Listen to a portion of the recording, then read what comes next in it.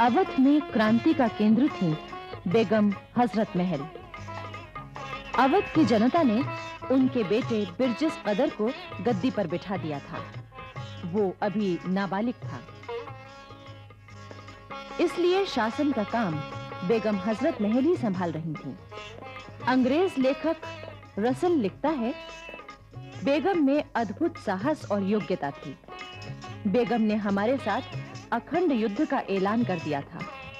दूसरी तरफ सारे अवध में शांति, कानून और व्यवस्था कायम कर दी थी। उधर जनरल हैवलॉक कानपुर से लखनऊ की ओर बढ़ने के कई प्रयत्न कर चुका था, लेकिन उसे सफलता नहीं मिल रही थी। क्रांतिकारी सेना उसे आगे बढ़ने नहीं दे रही थी। हैवलॉक एक बार फिर 20 सितंबर 1857 को विशाल सेना लेकर लखनऊ की ओर बढ़ा। इस बार उसके साथ नील, आउटरम, कूपर और आयर जैसे 4 अनुभवी जनरल भी थे। रास्ते में अवध की जनता ने जगह-जगह कंपनी की सेना का विरोध किया, किंतु इस बार अंग्रेजों के हौसले बढ़े हुए थे। उन्होंने जिस गांव पर हरा झंडा फहराता देखा,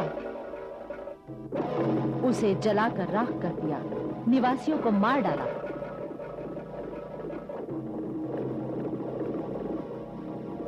तेईस सितंबर को लखनऊ के पास आलमबाग में कंपनी की सेना और क्रांतिकारी सेना में जमकर मुकाबला हुआ।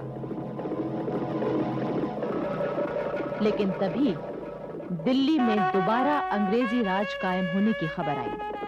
इससे अंग्रेजों के हौसले और बढ़ गए। 25 सितंबर को अंग्रेजी सेना 4 बाग के पुल के पास आ पहुंची।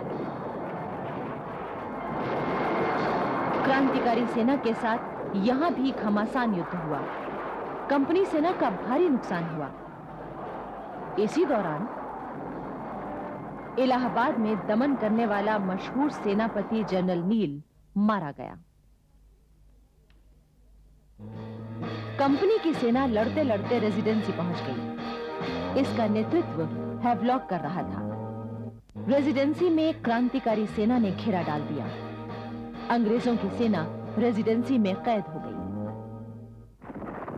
आखिर ब्रिगेडियर ग्रांट एक बड़ी सेना लेकर आलमबाग पहुंचा।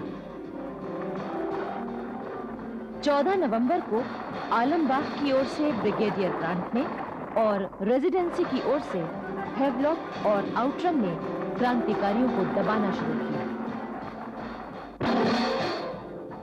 16 नवंबर को सर कॉलिन कैम्पबेल ने अपनी सेना के साथ सिकंदरबाग पर हमला किया। क्रांतिकारियों ने यहां अद्भुत साहस दिखाया। इसके बाद दिलखुशबाग, शाहनजफ, मोती महल आदि अनेक स्थानों पर 23 नवंबर तक युद्ध जारी रहा। रेजिडेंसी में कैद अंग्रेज छूट गए, किंतु लखनऊ शहर अभी तक क्रांतिकारियों के हाथ में था। इसी बीच कानपुर पर तात्या टोपे के कब्जे का समाचार मिलते ही कैम्पबेल कानपुर की ओर रवाना हुआ। उधर लखनऊ में जनरल आउटरम मोर्चा संभाले रहा। लखनऊ में उस समय क्रांतिकारियों के संगठन और नेतृत्व का काम क्रांति नेता मौलवी अहमद शाह देख रहे थे। अंग्रेज इतिहासकार लिखते हैं कि फैजाबाद के मौलवी अहमद शाह में एक महान आंदोलन चलाने और विशाल सेना का नेतृत्व करने की अद्भुत योग्यता थी। आलमबाग पर जितनी बार भी युद्ध हुए, मौलवी अहमद शाह अपने घोड़े पर सबसे आगे लड़ते हुए दिखाई देते थे। अवध में क्रांतिकारियों का संगठन इतना जबरदस्त था कि अंग्रेजों को वहां पैर जमाना मुश्किल हो रहा था। अवध की अधिकांश प्रजा, लगभग सभी राजा, जमींदार और ताल्लुकेदार सच्चे उत्साह से नवाब बिरजिस कदर और बेगम हजरत महल के लिए अपना बलिदान देने के लिए तैयार थे।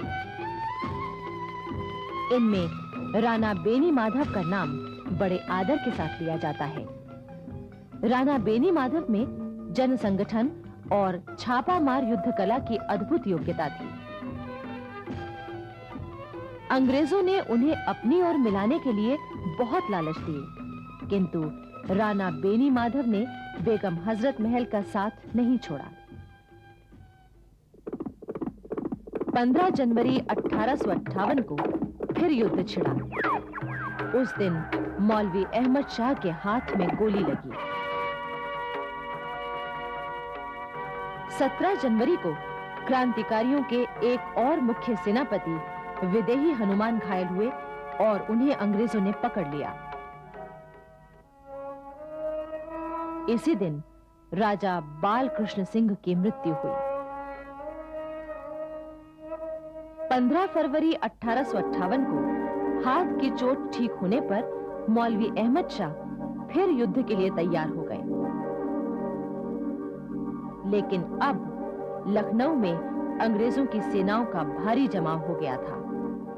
वो यहां क्रांतिकारियों का दमन करने के लिए पूरी ताकत लगा देना चाहते थे। उधर बेगम हजरत महल मर्दाना वेश पहनकर हथियार बांधे क्रांतिकारी सिपाहियों के हौसले बढ़ा रही थी। बेगम हजरत महल ने स्त्रियों का एक पूरा संगठन तैयार किया था। महलों की बांदियां उनकी निगरानी में कवायद किया करती थी। महिला जासूसों का एक अच्छा संगठन भी उन्होंने तैयार किया था। इतिहासकार लिखते हैं कि काश बेगम हजरत महल ने सैनिक शिक्षा पाई होती तो वो तमाम मर्द सेनापतियों से कई गुना अच्छी कमांडर साबित हुई होती। लखनऊ की एक एक इंच भूमि पर युद्ध शुरू हो गया था। बेगम हजरत महल भी हाथी पर सवार होकर युद्ध के लिए निकल आई थी।